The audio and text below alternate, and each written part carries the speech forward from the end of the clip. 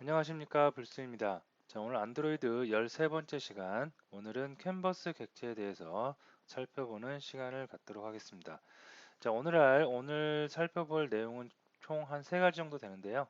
그래픽 요소, 그래픽을 출력하기 위한, 만들기 위한 요소가 어떤 것들이 있는지 먼저 살펴보고요.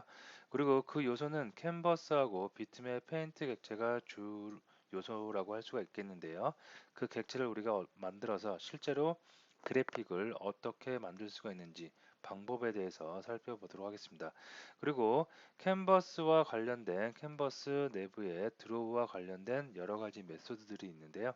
그 메소드들을 이용해서 그림을 내가 만든 어플의 그림을 실제로 다양하게 그려보도록 하겠습니다.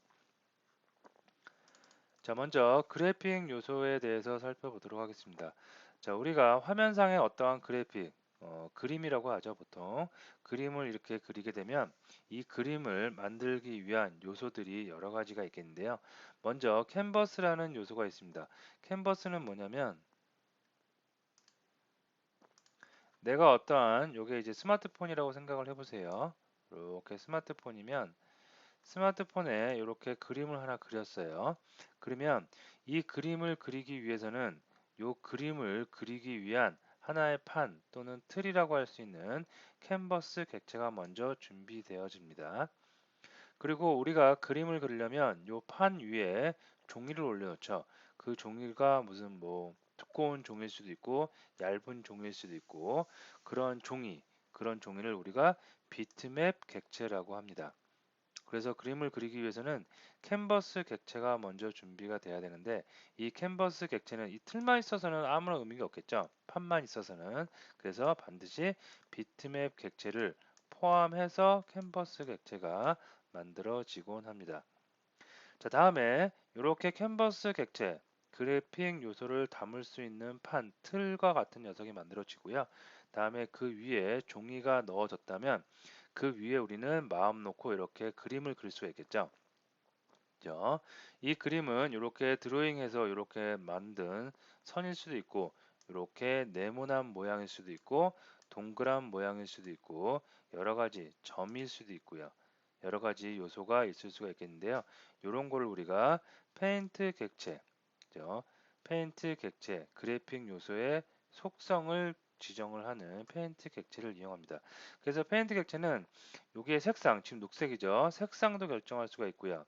그 다음에 모양, 이렇게 곡선이냐, 아니면 직선이냐, 아니면 사각형이냐, 아니면 동그라미, 서클이냐, 아니면 아크.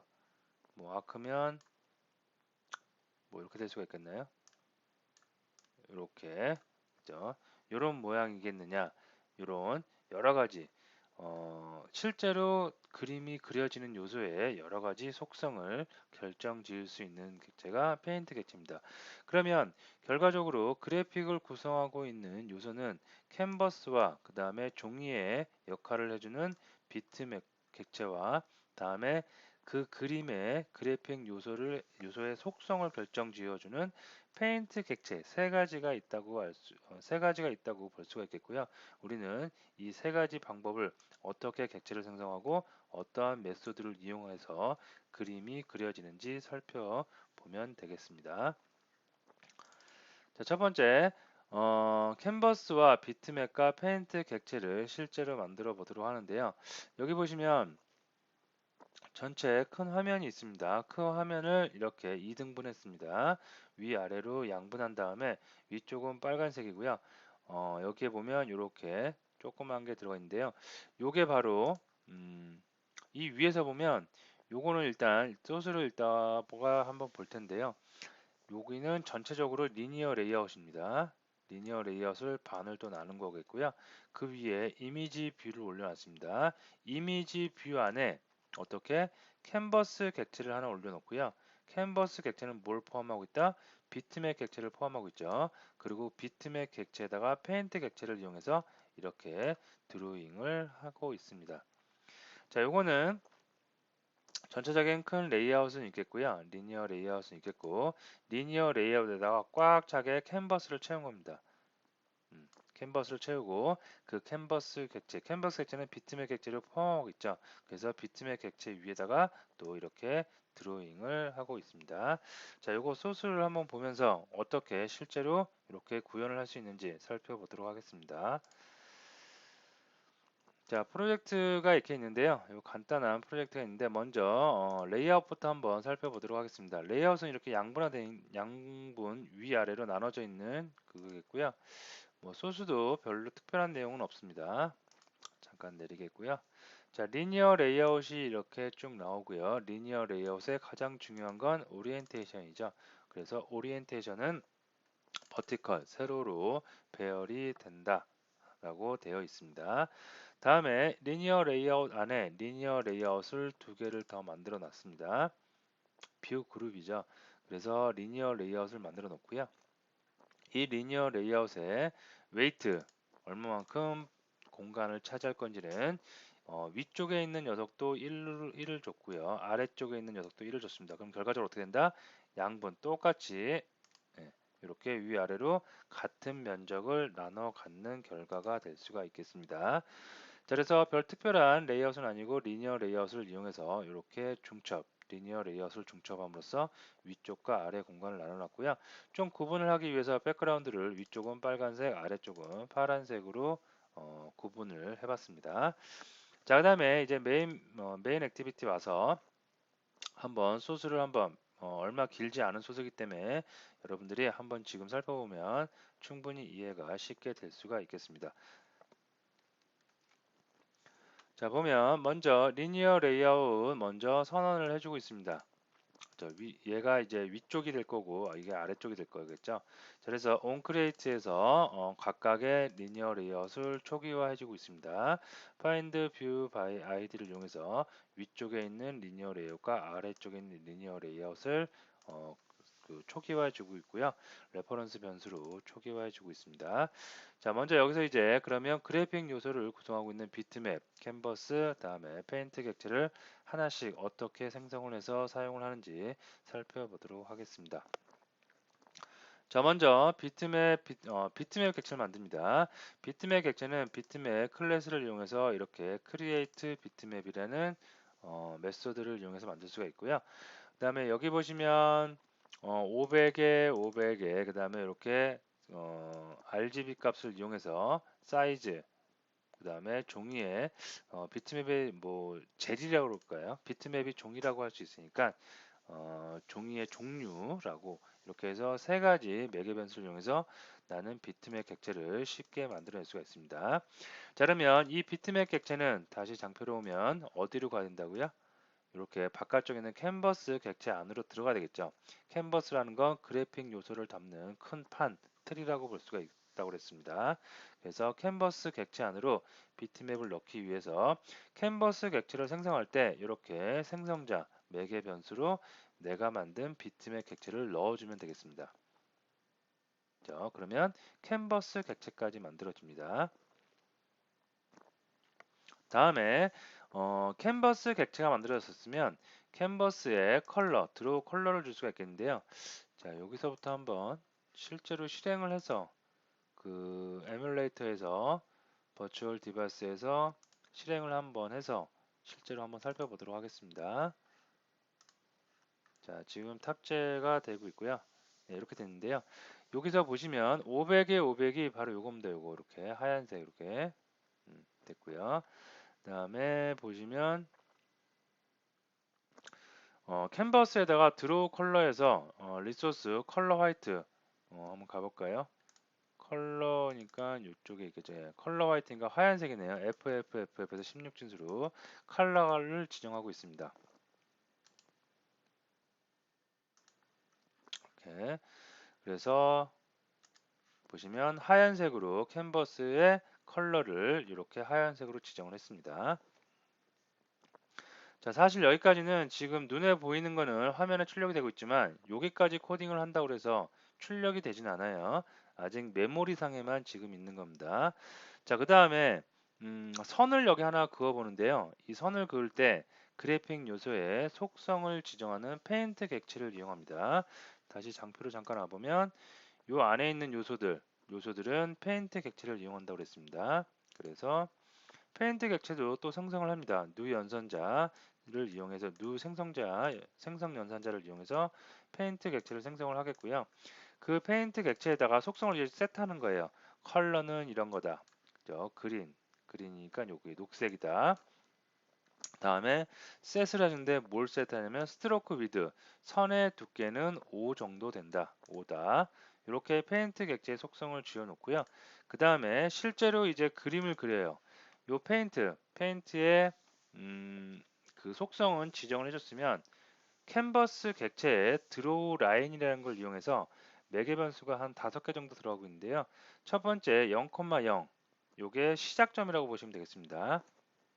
그래서 드로우 라인 말 그대로 선을 그어주는 메소드라고 보시면 되겠는데요.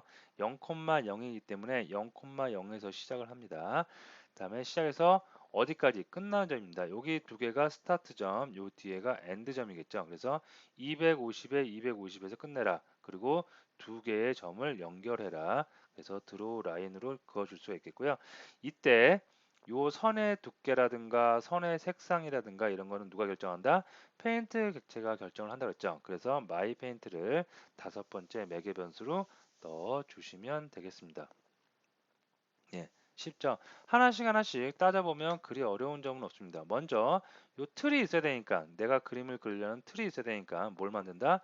캔버스 객체를 만드는데 이 캔버스 객체는 틀 안에 종이가 있어야 되겠죠. 그래서 종이는 비트맵 객체가 담당을 한다고 했습니다. 그래서 캔버스 객체 틀 안에 비트맵 객체를 생성을 합니다.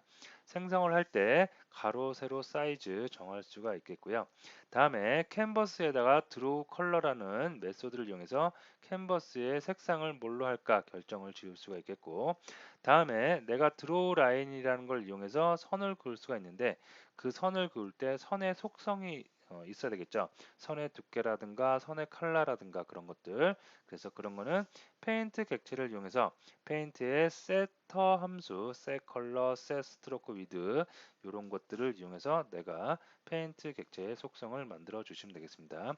이게 가장 기본적인 그 캔버스 객체와 비트맵 그다음에 페인트 객체를 이용해서 그래픽 요소를 만드는 방법이라고 볼 수가 있겠습니다. 자, 근데 여기까지 만들면 뭐 비트맵 객체가 됐건 캔버스 객체가 됐건 페인트 객체가 됐건 다 아직 메모리 상에만 존재를 하는 거지 실제로 화면상에 출력은 되지 않은 상태입니다. 자, 이거를 출력하기 위해서는 뷰가 필요해요. 뷰가. 그죠? 우리 여태까지 많은 뷰를 만들어 봤지만 모든 요소, 위젯이라고 하는 요소들은 다 뷰죠. 그래서 뷰가 있어야지 뷰 안에다가 요 캔버스 전체를 다 넣어서 화면에 출력을 할 수가 있습니다. 그래서 여기 보시면 이미지 뷰를 보통 우리가 이미지 뷰를 여기 XML에서 만들었는데요. 이렇게 자바 코드로 이미지 뷰를 하나 만들었습니다. 다음에 그 이미지 뷰에다가 어떻게 위에서 만든 종이 있죠. 비트맵을 세터 해줬고요. 비트맵 set 이미지 비트맵을 메소드를 이용해서 그 다음에 여기 그러면 이미지 뷰 안에 그림이 들어간 거죠. 비트맵 이미지가 들어간 거죠. 그러면 이미지 뷰를 어떻게 해요? 우리 리니어 레이아웃 위에서 초기화 해준 리니어 레이아웃에다가 애드 뷰를 해준 겁니다. 즉 우리가 지금 리니어 레이아웃 요 하나밖에 없죠. 근데 요 안에 뷰 그룹 안에 뭐가 들어간 거다? 이미지 뷰가 애드 뷰 된 거라고 보시면 되겠습니다. 그래서 정리하면 캔버스 만드는데 필요한 비트맵 만들어서 캔버스 만들었고요. 다음에 드로잉을 하기 위해서 페인트 객체를 이용해서 드로잉하는 요소의 속성을 결정을 했고요. 이걸 화면상에 출력하기 위해서 이미지 뷰를 좀 활용을 했습니다. 그래서 이미지 뷰 객체를 만들었고요. 이미지 뷰에 위에서 열심히 그림을 그려놓은 비트맵 객체를 넣어줬습니다. 그리고 이 이미지 뷰를 어디 리니어 레이아웃에 애드 뷰를 하니까 어떻게 화면상에 이렇게 그림이 나타날 수가 있겠습니다. 자, 요게 가장 기본적인 방법이겠고요. 다음에 요게 과정을 조금 이렇게 가만히 곰곰이 생각을 한번 해보면 자, 보세요. 내가 그림을 그리려는 판이 필요해서 캔버스 객체를 만들었는데 캔버스 객체는 종이가 있어야 되니까 비트맵 객체를 또 만들었습니다. 그리고 그 다음에 어떤 선을 간단한 선을 하나 그으려고 드로우 라인이라는 메소드로 호출하려고 봤더니 그 선의 두께라든가 색상이라든가 이런 걸 결정을 해야 돼요. 그래서 페인트 객체를 만들었습니다. 자, 여기까지 다 뭐 그냥 별 이상이 없죠. 자, 그 다음에 얘를 갖다가 아직 메모리상에만 존재하는 이미지이기 때문에 얘를 화면상에 출력하기 위해서 이미지 뷰에 종이, 비트맵 종이를 담았습니다. 그림을 그려서 담은 거겠죠. 그리고 그걸 애드 뷰를 해서 리니어 레이아웃에 다시 뷰를 넣었습니다. 자, 그러면 이렇게 쭉 한 다음 결과적으로 맨 최종적으로는 뭐가 필요한 거예요? 뷰가 필요한 거죠, 뷰가. 그죠? 그래서 이렇게 처음서부터 내가 쭉쭉쭉 다 만들 수도 있지만 어떻게? 이렇게 여기 하나 보시면 my 뷰라는 클래스가 있는데요. 자, my 뷰라는 클래스 한번 보십니다. 이 my 뷰라는 클래스 자, 보시면 상속을 받고 있어요. 누구를 상속? 뷰 객체를 상속을 받고 있습니다. 자, 이 얘기는 뭐냐면 여기서는 비트맵 캔버스 이렇게 쭉쭉쭉 만들어 갖고 이미지 뷰에 담아서 리니어 레이아웃에 던졌습니다. 어차피 그러면 내가 만들 그래픽 요소들은 뷰에 들어갈 거예요. 그래서 조금 달리 생각을 해서 뷰라는 거를 상속을 받아서 마이 뷰라는 새로운 뷰를 내가 커스텀 뷰라고 하는 녀석을 하나 만든 겁니다. 아시겠죠? 우리가 사용을 여태까지 살펴봤던 뭐 버튼 위젯이라든가 텍스트 뷰라든가 이미지 뷰라든가 그런 뷰들이 다 최상위 그 쭉 올라가면 위에는 뷰라는 클래스를 상속을 받고 있습니다. 그래서 똑같이 내가 안드로이드 프레임워크에서 제공하는 이미지 뷰, 텍스트 뷰 그런 거를 사용하듯이 나만의 특별한 뷰를 하나 만드는 거예요. 커스텀 뷰를. 그래서 커스텀 뷰를 만들 때는 뷰를 상속을 받아서 이렇게 만들 수가 있겠습니다. 자, 그럼 이 소스 코드는 좀 이따 살펴보기로 하고요. 뷰를 상속을 받았기 때문에 이 안쪽에 있는 내용, 요거는 어떻게 해요? 내가 이 안에서 다시 구현을 해주면 되는 겁니다. 어쨌든 나는 이렇게 해서 my 뷰라는 객체를 쉽게 만들 수가 있겠고요. 이거를 어떻게 리니어 레이아웃에 add 뷰만 해주면 내가 만든 뷰가 뿅 들어온 거 있죠. 마치 안드로이드 프레임워크가 제공해주는 이미지 뷰를 만들어서 이미지 뷰를 add 뷰 해주는 것처럼 내가 뷰 객체를 상속받아서 나만의 뷰를 하나 만든 다음에 그 뷰를 리니어 레이아웃에 애드 뷰를 해준 거 결과적으로는 똑같은 결과를 나타낼 수가 있겠습니다. 그래서 주로 우리가 이런 방법보다는 실제로 그냥 뷰를 상속받으면 뷰 안에 여러 가지 메소드들이 유용한 메소드들이 많기 때문에 이 방법을 좀 많이 사용을 하겠고요. 자, 그러면 커스텀 뷰를 만드는 방법에 대해서 한번 살펴보도록 하겠습니다. 자, 좀 장표를 볼까요? 여기 보시면 요 밑에 요 부분이 커스텀 뷰입니다. 자, 그래서 커스텀 뷰를 보시면 있습니다. 자, 먼저 나만의 뷰 클래스를 만드는데요. 그거를 뷰를 상속을 받을 수가 있겠고요. 뷰를 상속을 받으면 먼저 생성자에 최소한 한 개의 생성자는 있어야 되는데 컨텍스트를 받을 수가 있습니다. 그래서 이 컨텍스트를 받았기 때문에 생성할 때도 지금은 메인 액티비티 자체를 넘겨줬습니다. 이렇게 됐겠고요. 이 생성자 컨스트럭션이겠고요. 다음에 뷰를 상속을 받으면 뷰에 있는 여러 가지 메소드들 중에 우리가 유용한 가장 많이 쓰이는 온드로우와 온터치 이벤트 등을 재정해서 사용할 수가 있겠습니다. 자, 이건 뭐냐면 자, 먼저 온드로우 볼게요. 온드로우는 말 그대로 그림이 그려질 때 뭐 그런 뜻이겠죠. 그죠? 그래서 매개 변수로 캔버스 객체를 받고 있습니다. 자, 그리고 캔버스 객체를 받아갖고 그러면 나는 지금 아까는 캔버스 객체를 내가 생성을 했죠. 근데 뷰를 상속받으니까 어떻게 해요? 생성을 따로 이렇게 굳이 할 필요가 없습니다. 그냥 캔버스 객체가 이렇게 따라서 매개 변수로 들어옵니다. 그러면 이 캔버스 객체에 그냥 속성만 정해주면 되는 거예요. 캔버스의 드로우 컬러는 이런 색이다. 노란색으로 지정했고요. 다음에 페인트 객체는 하나 만듭니다. 그래서 페인트 객체를 만들었고요. 페인트 객체의 스타일은 필 타입이고 스트로크, 컬러 정도를 세트할 수 있겠고요. 드로우 라인을 이용해서 이렇게 10, 10, 500에 500에 마이 페인트라는 페인트 객체의 속성으로 그림을 그릴 수가 있겠습니다. 그림을 그리면 어떻게 된다? 네, 이렇게 바로 그림을 그려질 수가 있겠습니다. 비트맵을 사용하지 않았죠? 왜? 캔버스가 이미 만들어져 있는데 캔버스 안에 온 드로우에 전달되는 캔버스 객체 안에 이미 뭐가 있겠다? 비트맵 객체, 종이에 해당되는 비트맵 객체가 있겠죠. 그래서 우리는 굳이 비트맵 객체를 따로 이렇게 만들지 않아도 이미 만들어져서 온드로우 호출, 온드로우가 호출될 때 올 거니까, 그죠? 비트맵 객체를 만들 필요가 없겠습니다. 자, 그 다음에 또 유용한 메소드 온터치 이벤트가 있는데요. 이건 뭐냐면 내가 캔버스를 만들어서 이렇게 해요. 할 때 그 마우스 저기 손을 터치 다운하고 업하고 무브하는 이런 이벤트가 있겠죠. 그 이벤트에 따라서 내가 이렇게 그 이벤트를 구분할 수가 있겠습니다. 자, 그래서 이거 보시면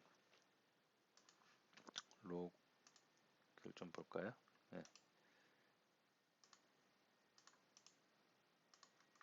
자, 좀 보도록 하겠습니다.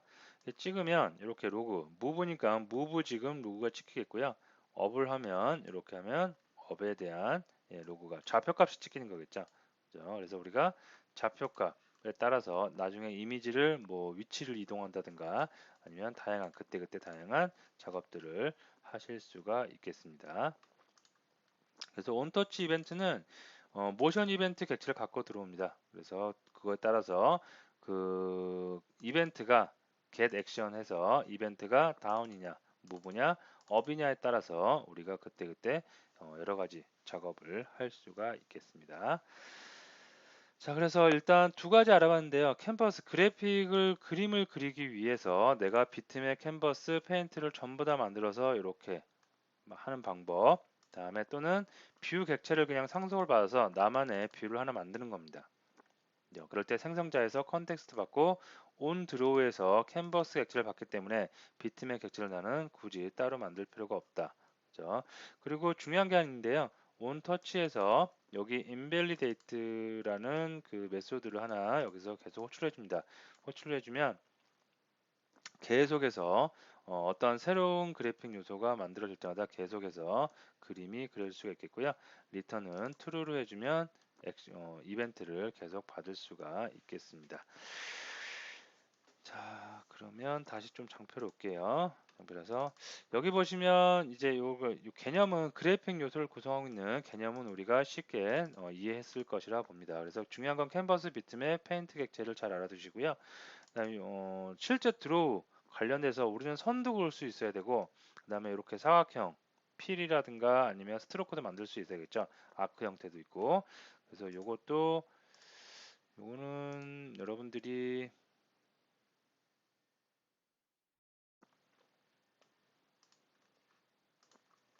소스를 보시면 금방 아실 수가 있을 겁니다. 자, 여기는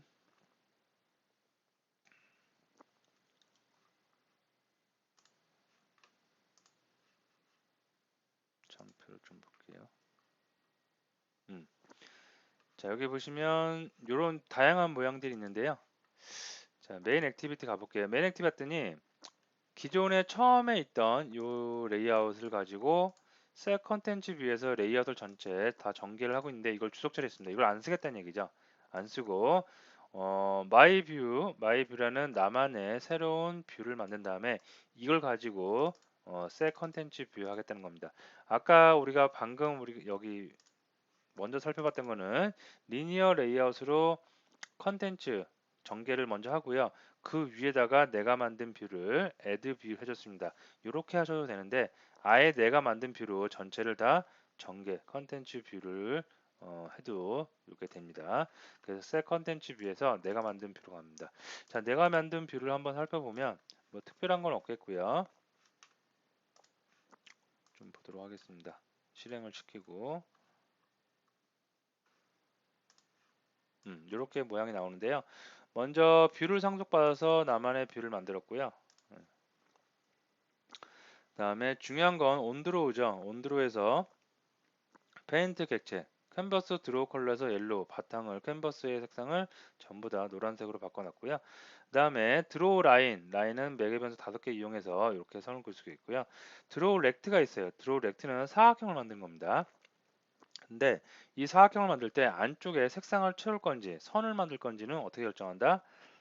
여기 보시면 페인트에 셋 스타일 해갖고 필 타입이 있고 스트로크 타입이 있어요. 스트로크 타입이면 선을 만들어주고 필 타입이면 어떻게 안을 필 컬러로 꽉 채우는 그런 효과를 나타낼 수가 있겠습니다. 그 다음에 이거 같은 경우는 똑같은 좌표에 하나는 필이고 하나는 스트로크죠. 그러면 바깥쪽 선도 만들어주고 안쪽에 필 컬러도 만들어줄 수 있겠고요. 다음에 여기 보시면 서클도 있어요. 동그라미도. 동그라미도 똑같이 페인트에 필 타입이냐 스트로크 타입이냐에 따라서 필로 채울 수도 있고 스트로크 채울 수도 있고 필과 스트로크를 전부 다 같이 채울 수도 있겠습니다. 그래서 한번 쭉 보시고요. 그 다음에 여기 보시면 아크도 있어요. 아크는 내가 이렇게 여기서부터 시작해갖고 어느 정도 이렇게 돌아갈 건지 결정하는 겁니다. 그래서 여기 보시면 각도가 들어가요. 270도니까 여기가 기준, 여기가 0도입니다. 여기서부터 시작해서 시계 방향으로 이렇게 90도, 180도, 270도 돌아서 이렇게 아크 형태도 우리가 만들 수가 있겠습니다. 자, 여기 보시면 온 터치 이벤트가 있겠고요. 여기 좌표, 로그를 찍는 좌표를 제가 남겨놨으니까 한번 좌표를 찍어 보시면서 로그캣에서 한번 보시고요.